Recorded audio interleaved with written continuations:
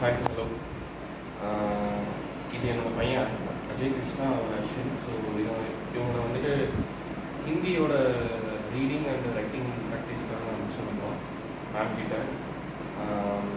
ஆக்சுவலாக நாங்கள் என்னென்னா வித்தின் 1 மந்த்லேயே வந்துட்டு நான் ரெகுலராக அவரை வந்து கேட்டுட்ருப்பேன். பட் கரெக்டாக வந்து ஒரு 20-25 டேஸ் கிட்டே வரும்போது அவரே என்ன பண்ணாருன்னா புக்கை எடுத்துகிட்டு வந்துட்டு ஒரு நாள் திடீர்னு வந்துட்டு எனக்கு எல்லாமே ரீட் பண்ண தெரியும், நான் ரீட் பண்ணி காமிக்கிறேன்னு சொல்லி ஃபுல்லாகவே ஒரு பேஜ் கடகடன்னு ரீட் பண்ணி காமிச்சாரு.